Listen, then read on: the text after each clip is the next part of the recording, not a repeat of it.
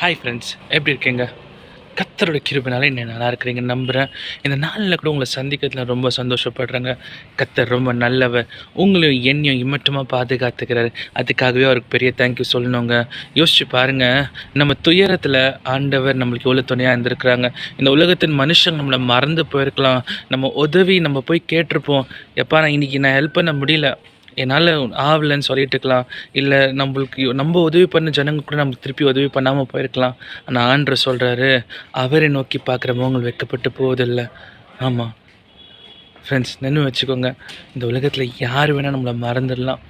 எல்லாருமே நம்மளுக்கு ஒரு நாள் இல்லைப்பா நீ வேணான்னு சொல்லிடலாம். ஆனால் ஆண்டவர் உங்களை மறக்காதவர். அருமையான ஒரு பாடல் சொல்லுது, துயரத்தில் கூப்பிட்டேன், உதவிக்காய் கதறினேன், அழுக்குரல் கேட்டீரையா. துயரத்தில் கூப்பிட்டேன், உதவிக்காய் கதறினேன், அழுக்குரல் கேட்டீரையா.